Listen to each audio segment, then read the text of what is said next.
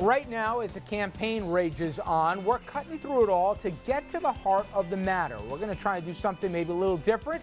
It's called substance, the strategy and the style. We'll get into all of those. Who's got both the right answers for what ails the country and who's just selling it better. And next, with all that focus on the presidential debate, you may have missed a major face-off in our region. Senator Menendez debated his Republican challenger, Joe Carrillos, infusing a little heat into the Jersey race. We'll recap that and other key regional races. Plus, do we live in a bully society? Why are there so many school shootings and bully-related suicides? Well, our guest, the author of a book on bullying, takes us behind the stats for some real tough answers. Good evening, everyone, and welcome to RFL. I'm Richard French, and thanks so much for joining us this Friday evening, October 5th.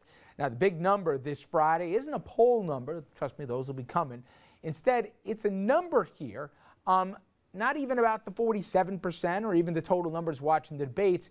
It's about jobs. And fascinatingly, the number of people who not only found jobs, but how the unemployment rate is coming down, 7.8%. Well, that's the new unemployment number, the new rate here for the first time under 8% under this president and down to where it was the month before Barack Obama took the oath of office. So how much does the number really matter? Well, let's bring in our panel to discuss. T.J. McCormack, conservative radio talk show host. Basil Smikle, a political strategist, former top aide to Hillary Clinton and a professor at Columbia now, and our senior political correspondent, Andrew Whitman. All right. Spin the unemployment numbers any way you want as a sign the economy is moving. But I got to tell you guys, for me, I was shocked today at the response to the numbers. Now, I think it takes a lot to shock me anymore after the last 4 years, but I said, wow, 7.8%. This is terrific. And I didn't even immediately put it in a political context of who's going to have, this is good for the country, right? We finally got more people to work. Certain channels, certain press conferences, you'd believe there was a giant cabal, some coordinated vast conspiracy, that it really isn't under 8%, but the Labor Department in cahoots with the campaign of Barack Obama fudged numbers, and somehow, some way, the number really isn't under 8%, but it's really something numbers just concocted to help him get elected. Andrew, it wasn't one person making it. It wasn't just one channel making it. There was a bit of a pattern to this thing, wasn't there? Yeah, this happened lightning fast this morning, Rich. 8:30 is when the Labor Department released its new unemployment data, and 5 minutes later, former GE chief Jack Welch took to Twitter and wrote, "Unbelievable jobs numbers. These Chicago guys will do anything. Can't debate, so change numbers." And the conspiracy theory did not stop there. It only started. Moments later, former Republican Congressman Joe Scarborough on MSNBC said, "This doesn't make any sense. Doesn't make any sense. Somebody's got to explain the matrix by which they do this. These numbers don't add up." Then Laura Ingraham on Twitter. Job numbers from Labor Secretary Hilda Solis are total pro-Obama propaganda. Labor force participation rate at 30-year low, abysmal. Rick Santelli, he of the rant that sparked the birth of the Tea Party, ranted, "I told you they'd get it under 8%, and they did. You can let America decide how they got there," which was enough to justify this report as the top headline on FoxNews.com this morning. Jobless rate dips under 8%, but is the number real? By then, this unemployment report doubt, now nicknamed Job Truthers, had gotten so much play, led to this exchange with Labor Secretary Hilda Solis on CNBC. You are alleging not that the data are inconsistent. You are alleging specifically that the president is engaging in a cover-up of the data. You are saying that the administration is actively manipulating that data, correct? Well, and that was an interview on CNBC with Alan West there, a conservative Republican congressman from Florida who absolutely said, absolutely, I think this is absolutely being manufactured. And now here's that interview on CNBC. Here's that interview with Hilda Solis. All righty. We don't seem to have that at this point, but I can tell you that Solis said, or was asked basically, if that number was legitimate, which is not something that any labor secretary has had to answer before, and actually said that she was a little bit insulted by it. And you know what, Rich, right up until the debate, we had heard all sorts of different claims. This is not the first time, just on this jobless number, that there's some sort of cabal or that the left is simply making up some information. We've seen this before on poll numbers. before the debate on Wednesday, when it was being insinuated that there was somehow being skewed intentionally. Left-wing conspiracy in the media. And we've seen it with the birth certificate. We've seen it with claims that Barack Obama is somehow not Christian or is a Muslim. It just, the whole two different truths is something that we haven't really seen before. You guys were on earlier this week. I think Romney handed it to the president, and I'm not alone, obviously, in that consensus, okay? Sure. So Mitt Romney had a good week. Sure. But the idea, here, I'll do it this way. I didn't hear anybody say, when the unemployment rate went from 8.1% to 8.3%, that somehow the NLRB or that the Labor Department coming out with these numbers here were somehow cooking the books. Everybody liked that on the right. Now all of a sudden, this country gets under 8% for an unemployment rate, and we have to debate reality? We're wasting time that all of a sudden, wait a minute, this is good? Well, maybe this could help the president. Somehow, like an entire department of the federal government is going to cook books but keep it secret, okay? That somehow, some way, we're manipulating data and we can't even trust the Labor Department. This is nothing new, first of all, fellas. This is nothing new. For a long time, bipartisan people have said, nonpartisan people have said, what is, as Joe mentioned, as Scarborough said, what is the matrix? I think we're all curious. And wait, Teacher. When did you bring that up? What are you talking about? For years we've been saying what has been the last 4 years, the real unemployment. Conservatives have been talking about, and Americans have been talking about the real unemployment numbers. I'm not being cute here. No. We've been talking about the real unemployment numbers. You're talking about, stop for a second. You're talking about unemployment and underemployment. Those are two, that's a totally different conversation. And underemployed. You're not, let me finish. Nobody's debating here that the unemployment number, whether it's 7.8 or 8.1 or 8.3, is not historically, not the last 4 years, 8 years, 12, 80 years, not truly reflective of the actual people that are working part-time, have given up. That's not the issue. Rich, I'm not talking about the number. I'm talking about how they get there. No, time in.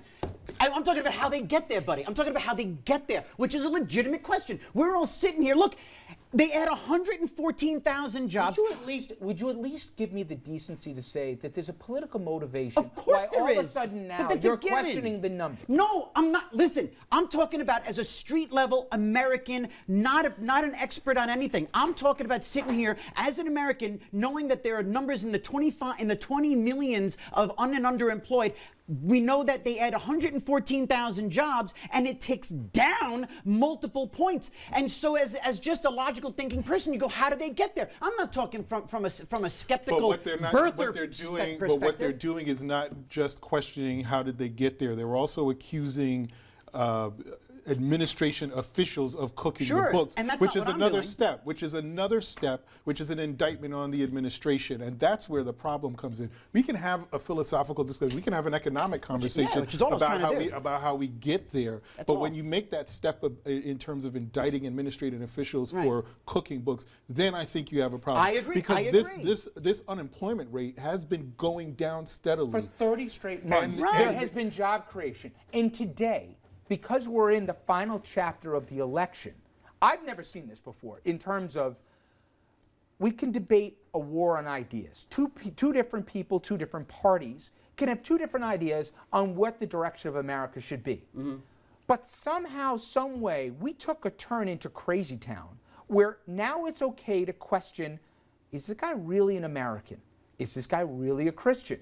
Wait a minute. We can't really trust job numbers that come out. Wait a second. You're doing a disservice to the subject, I think, by going that far back. BS. And let me tell you why it's BS. If for a second, and I thought about this today, if for a second we spent time on this show saying, you know what, Mitt Romney, they got Mexican family. Let's go check out the certificate if he's really a Mexican or American. Let me finish.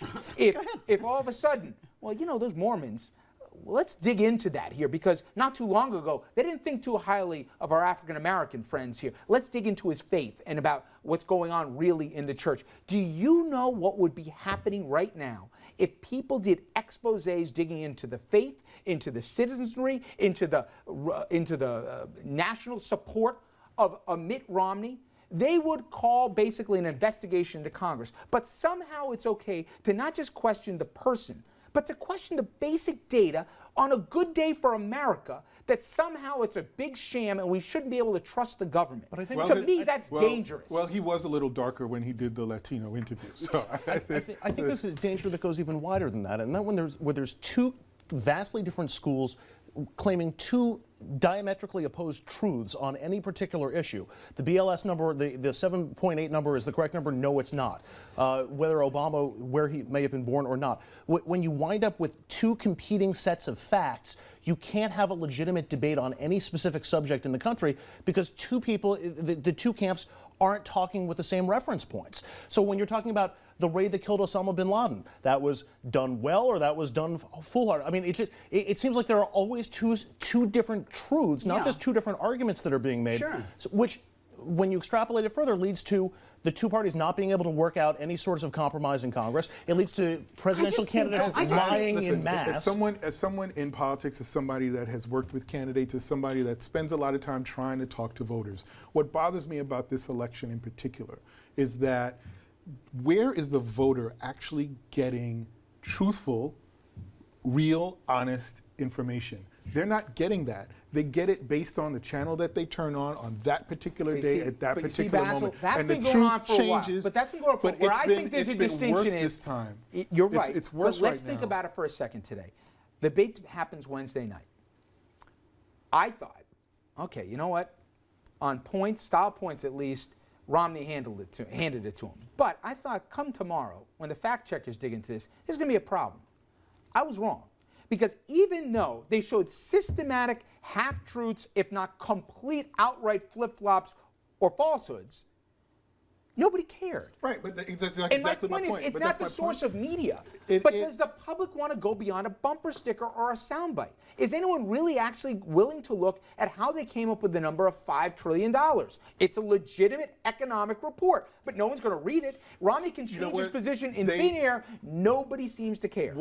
The point is, my point and your point together, the average voter is not going to spend their entire evening going through the internet trying to actually get accurate information. So it's based on what they actually turn on and do. And the problem is, and let me just finish this really quickly. Yeah, sure. And the problem is, most of these news channels, it's all commentary. It's not news. Sure, it's editorialized. So as a person that's trying, you don't get hurt by lying anymore as an elected. But the problem is, everybody's and people are tuning out. Half the voters will never think. And people are tuning out. I think it's not business as usual. I think with the blogosphere, I think this is almost old news now. With the internet, with the blogosphere, with being able to access everything from the BBC to Al Jazeera, you can. And I think the average voter, I think they are a lot more informed. If they're not perfectly informed, are they news junkies? Are they political junkies? Not necessarily. Let me take the political context out of this, and we got to go break.